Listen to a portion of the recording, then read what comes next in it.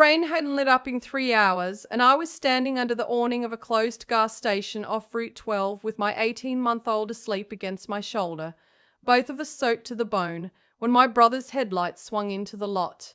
I watched him kill the engine. I watched him sit there for a second, staring at me through the windshield like he couldn't quite make the picture make sense. His little sister, 28 years old, standing in the cold with a baby and a diaper bag and no car. Then he got out, and the first thing he said wasn't, "Are you okay?" It was, "Naomi, where the hell is your truck?" And I looked at him and I told him the truth for the first time in almost a year. His mother has it. She said I haven't earned it back yet.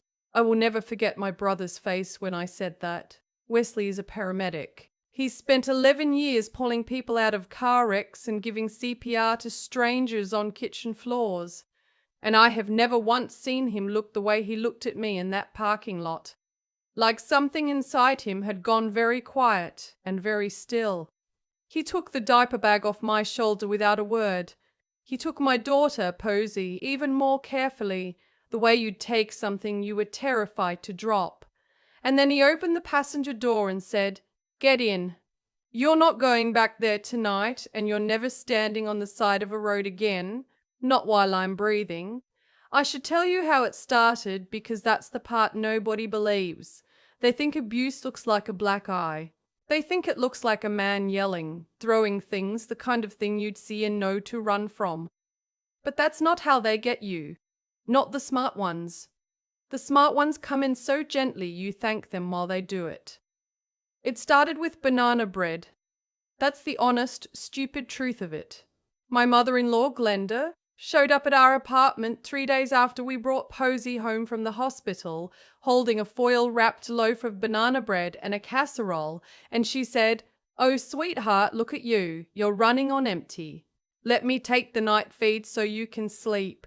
And I cried because I hadn't slept more than 90 minutes at a stretch in 2 weeks, and my milk wasn't coming in right, and my husband Dorian had already gone back to work. And here was this woman offering me the one thing I wanted more than anything on earth, rest. So I said yes. Of course I said yes. That was the first degree of warmth in the water, and I didn't feel a thing.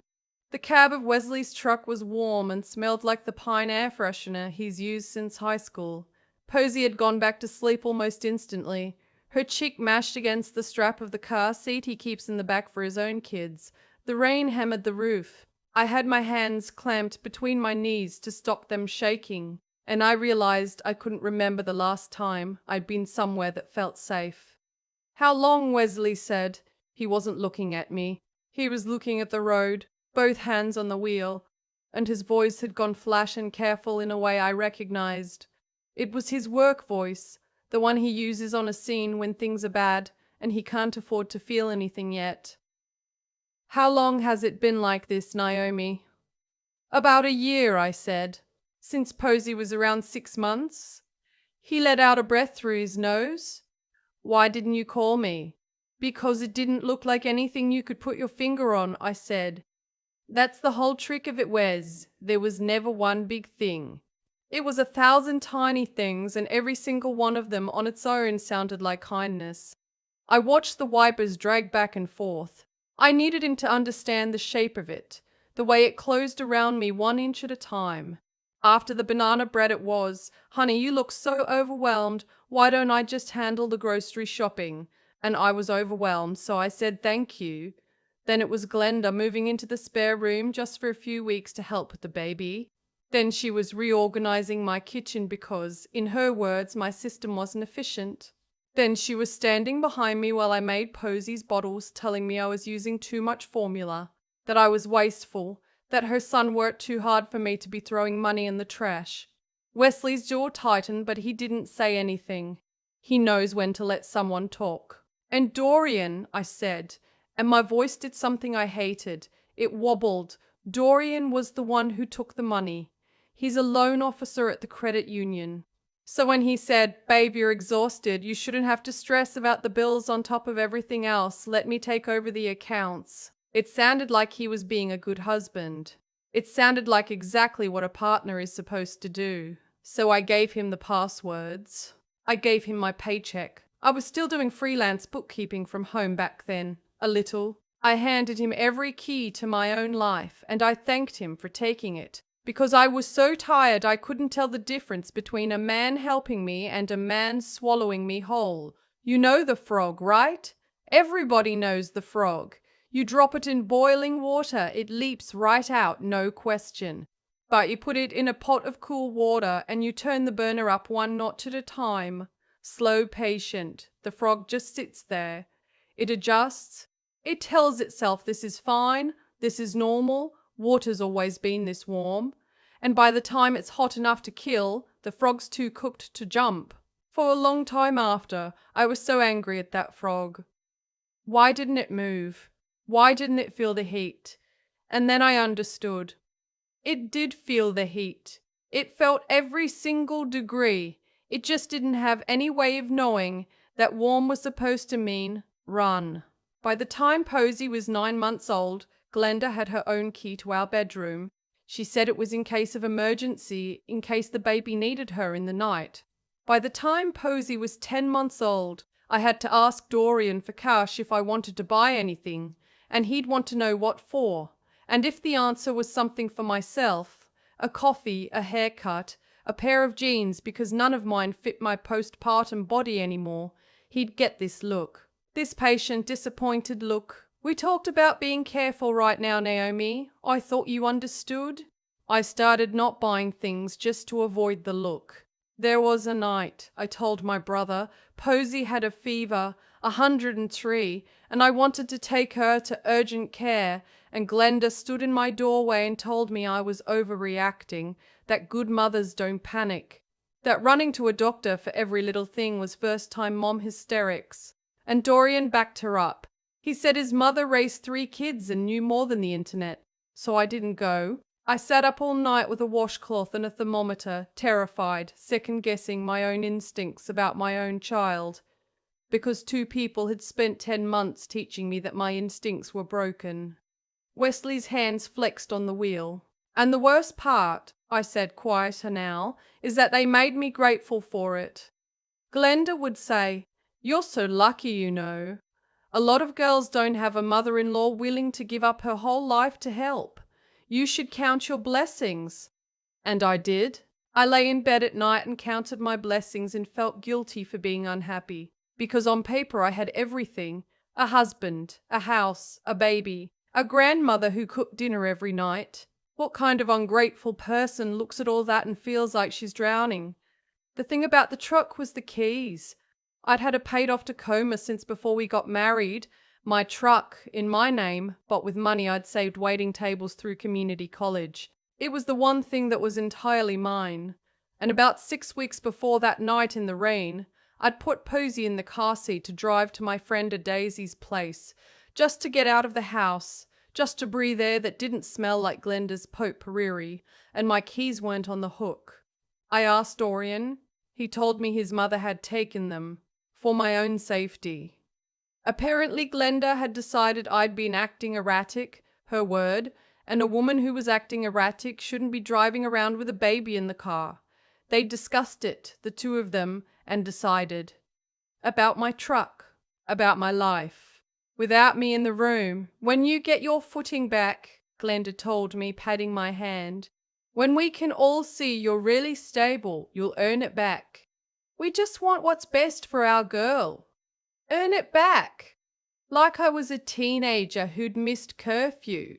Like the truck I'd bought with my own waitressing tips was a privilege they were generously withholding. That was the morning I started to wake up. Not all at once, but something in me, some old stubborn thing from before, lifted its head and thought, "That is my truck." "So why tonight?" Wesley asked. "What happened tonight?" I almost laughed, except it wasn't funny. "Posy ran out of formula," I said, "and diapers. And it was raining, and Glenda was out at her bridge club, and Dorian was working late, and I had no car and no cash, because he'd cut my allowance that week as he called it a reset. So I put Posy in the stroller, and I walked to the Walgreens 2 miles down Route 12. And when I got there, I tried my debit card, and it was declined. All of them. Every card. And the cashier was looking at me, this poor girl, and my baby was screaming, and I called Dorian and he didn't pick up. And I called Glenda and she answered, and I asked her what was going on with the accounts, and she said, I had to stop for a second. She said, oh, sweetheart, we froze the cards. We were worried you might do something rash. You've seemed so unstable lately. Just come home and we'll talk about it like a family. Wesley pulled the truck over, just eased it onto the shoulder and put it in park in the rain, and turned to look at me full on for the first time since the gas station. That's when I knew, I said, standing in a Walgreens with a screaming baby and 3 dead cards. That's when the water finally got hot enough that I felt it. I left the stroller. I just left it in the parking lot. I couldn't push it back 2 miles in the rain, and I carried her. And I started walking, and I didn't even know where I was going. I just knew I wasn't going back to that house. And then I thought of you. My brother reached over and put his hand on the back of my neck, the way he used to when we were kids and I'd had a nightmare, and he said, okay, Posy Bug. He always called her that. Here's what's going to happen. You're coming to my place. Tomorrow we're going to figure out exactly what they've done, and then we're going to take everything back. All of it. You hear me? I nodded. I couldn't talk. I just nodded into the dark. Naomi. He waited until I looked at him. What you just described to me. Freezing your accounts. Taking your vehicle. Isolating you. Telling you that you're crazy. That's not a difficult marriage. There's a word for that. I want you to start letting yourself use it. I knew the word. I'd known it for weeks and been too ashamed to say it out loud, because saying it meant admitting I'd let it happen. It's not your fault, he said, like he could hear the thought.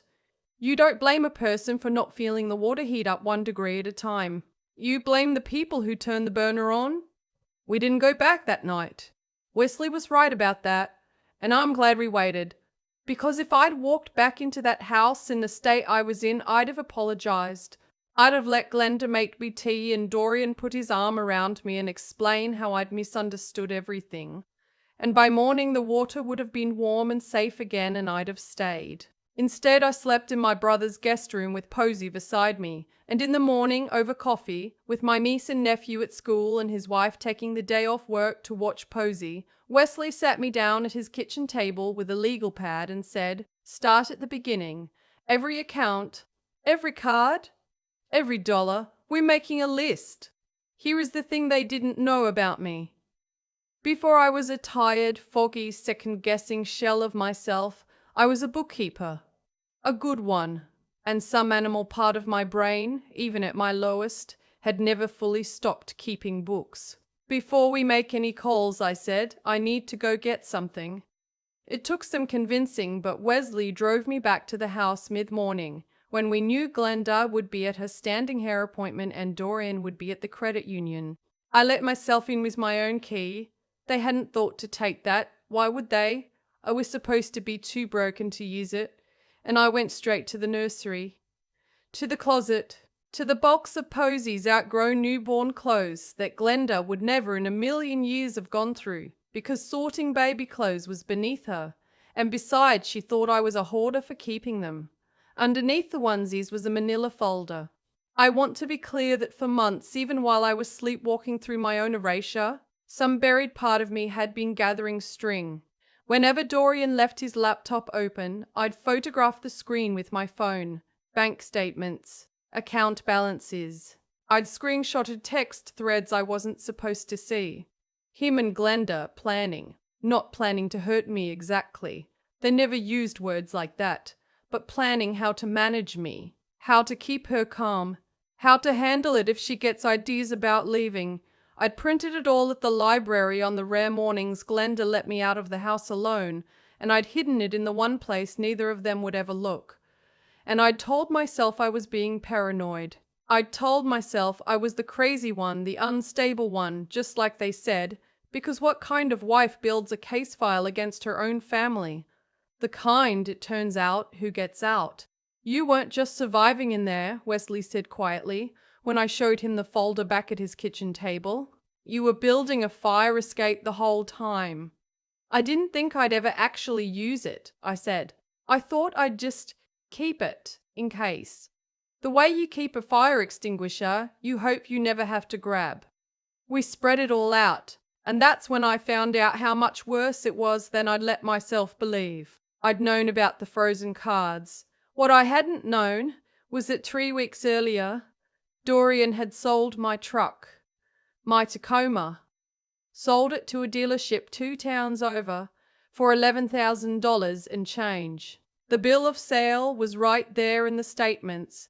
I'd photographed it without even registering what I was looking at, back when my brain was too cooked to do math. He'd forged my signature on the title. It wasn't even a good forgery. He'd tried to make his careful loan officer handwriting look loose and feminine, and it just looked like a man trying to write like a woman. He sold my truck, I said. The words didn't feel real. He sold the only thing I owned, forged my name, and pocketed $11,000. But it wasn't even pocketed. That was the part that made me feel like the floor had dropped out. I followed the money. This is what bookkeepers do. We follow money. It's the one skill they never managed to convince me I didn't have. And the $11,000 from my truck had gone straight onto a credit card, a card I'd never seen. A card in Glenda's name carrying $19,000 of debt that had nothing to do with me. A home shopping channel. A timeshare in Branson. A personal loan she'd defaulted on years ago. They'd sold my truck to pay down my mother-in-law's debts. And then there was the loan. I almost missed it. It was a single line on a credit summary, a hard inquiry, and an open account I didn't recognize. A personal loan. $35,000, originated 4 months ago at a lender I'd never heard of, in my name. My social security number. My forged signature again, the same too careful hand. Dorian had taken out $35,000 of debt in my name without me ever knowing it existed. And the inheritance. The thing that finally made my brother stand up from the table and walk to the window with his back to me and his hands locked behind his neck. The small inheritance our grandmother had left each of us, that I'd kept in a separate savings account. The one piece of money I'd thought was still mine because it predated the marriage and Dorian had never mentioned it. I logged into the bank app on my phone right there at the table. Wrong password. I tried again. Locked out. I called the automated line and keyed in my social and listened to a computer voice tell me that the account ending in the last 4 digits I'd had memorized since I was 19 had a current balance of $0.00, $22,000. Gone. Transferred out in increments over the previous 2 months. Small enough not to trigger anything. Careful, patient, 1 degree at a time. I put the phone down on the table very gently, because I was afraid if I let go of it harder I'd start screaming and not stop. It was never about keeping me calm, I said. My voice came out strange and far away. It was never about my mental health or the baby or any of it. They were emptying me out. They needed me to stay confused and grateful and trapped just long enough to drain everything I had, and then I couldn't finish. And then they wouldn't need you to stay at all, Wesley said, still facing the window. They'd need you gone and broke, and too discredited for anyone to believe you. They'd already started calling you unstable to your own family, to the cashier at Walgreens. They were building the story for later. This is the part where, in the movies, you find out the brother is secretly a lawyer or a cop, and he fixes everything with a phone call. My brother is a paramedic who makes a paramedic's salary and was already raising 2 kids. He couldn't make any of it disappear. What he could do, what he did, was refuse to let me carry it alone. He took the day off work he couldn't really afford. He sat with me while I called the bank's fraud department and reported the forged loan and the drained account, and when my voice gave out, he took the phone and finished the call. He drove me to the police station and stood beside me at the counter while a tired detective named, I won't forget her, Officer Reyes, listened to the whole thing and then looked at the folder I'd built in the nursery closet and said the words I'd spent a year convinced I'd imagined. Mom, this isn't a domestic dispute. This is financial identity theft and fraud, and you have more documentation than most victims I see in a year. More documentation than most victims see in a year. the crazy one, the unstable one, the first-time mom hysteric who couldn't be trusted to drive her own truck. I'd built a case file so clean a detective complimented it, and I'd done it while they had me convinced I couldn't even make a bottle right. Dorian called me 40 times that day. Then Glenda started. The texts came in waves. First worried. Where are you? The baby must be so cold. Come home and let's talk. Then wounded.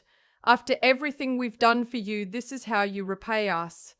Then, when they realized I wasn't answering, the masks came off entirely, and the messages got ugly in a way that, honestly, I was grateful for, because I screenshotted every single one and handed them to Officer Reyes, and they did more to prove my case than anything I'd gathered myself. The day Dorian and Glenda came to my brother's house, and they did come, 2 days later, Glenda in her good coat with her chin up, and Dorian behind her looking like a man who still believed he could talk his way out of anything because he always had. I was the one who opened the door. I want you to know that the woman who opened that door was not the same woman who'd walked the shoulder of Route 12 in the rain. I didn't yell. I didn't cry. I just held out the envelope. Inside was a copy.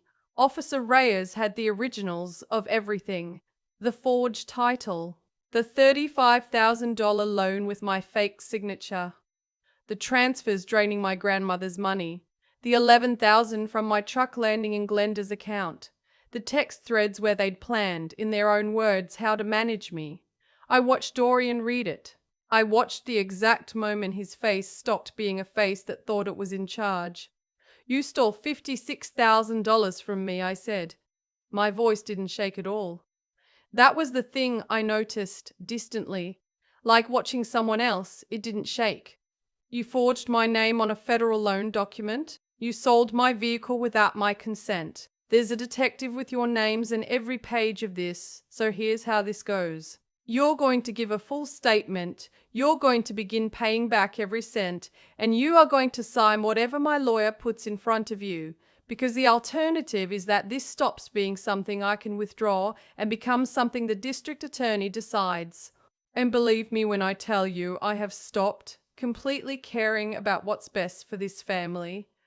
Glenda opened her mouth. She actually opened her mouth to start. I could see it forming, the sweetheart, the you're overreacting, the let's all calm down. And I held up one hand, and for the first time in a year, she stopped. Don't, I said. There's no banana bread that fixes this. They left. They had to.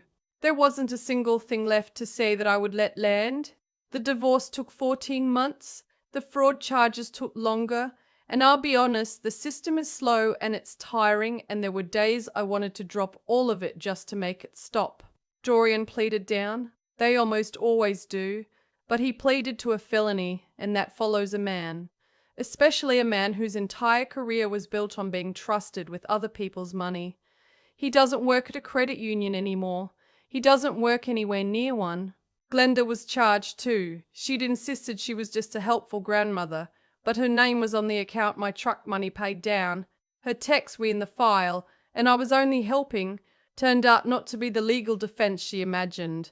The forged loan was reversed once the lender saw the police report. My grandmother's money, what could be recovered, came back in pieces over a long grinding year. I got my truck back too, eventually. Not the Tacoma, that was long gone, but the value of it, paid back as part of the restitution, and I used it for a down payment on a little used SUV that nobody on this earth has the keys to but me. Posey is 3 now. She doesn't remember any of it, and I will spend the rest of my life making sure she never has to. We have a small apartment, small and a little loud, and entirely mine, with a hook by the door where my keys hang and stay hung. I went back to bookkeeping. I have my own clients now, women mostly, a lot of them going through exactly the kind of slow drowning I went through, and I help them keep their own books, hold their own passwords, see their own money. I tell them what my brother told me on the shoulder of Route 12 in the rain. You don't blame the frog for not feeling the water heat up, but once you feel it, once you finally truly feel that it's hot, You don't owe anybody one more second of pretending it isn't. You jump. And it turns out you were never as cooked as they needed you to believe. The hardest thing I ever had to accept was that nobody pushed me into that water. They warmed it. There's a difference, and it took me a long time to forgive myself for not knowing it. Dorian didn't break down a door. Glenda didn't raise a hand. They simply turned my own kindness against me. One casserole, one favor, one let me handle that for you at a time, until I'd handed over every key I owned and thanked them for taking the weight. That's the part I want people to really sit with. The trap that catches good people isn't cruelty you can see coming. It's cruelty that wears the face of help. What saved me wasn't luck, and it wasn't my brother showing up in the rain, though God knows I needed him there. What saved me was that somewhere underneath all that fog, I'd refused to fully stop believing my own eyes. Every photo of Dorian's laptop, every screenshot I hid in a box of baby clothes, I took while telling myself I was being paranoid, that I was the crazy one they kept saying I was. But I took them anyway. I think that's the quiet kind of courage nobody applauds. The courage to keep gathering proof of a thing you're terrified is real, when believing it would be easier than living it. You don't have to feel brave to do the brave thing. You just have to keep your eyes open one more day than they want you to. And there's a clear-headedness that goes hand in hand with that. I was a bookkeeper before I was a wife, and they spent a year convincing me I couldn't even make a bottle right. But the part of my mind that followed money was the part that finally got me out. Protect the skills that are yours. Protect a part of you that knows how to read a bank statement, change a tire, hold a password. People who want to control you will always start by telling you that you can't do the things you've always done. Don't hand them that. It might be the rope you climb out on. If I could reach back and say one thing to the woman walking the shoulder of Route 12 with Posey on her hip, it wouldn't be that she was weak for staying. It would be that the staying was never the failure. The failure would have been pretending the water was fine once she finally felt it boil. The day I stopped caring about being seen as grateful, the day I chose the truth over the peace they were selling me, was the day I got my whole life back. Posey will never remember any of it, but she's going to grow up watching a mother who keeps her own keys on her own hook, and who knows the difference between someone who helps you and someone who needs you, small. That's the only inheritance that matters now. That's the one nobody can forge my name on.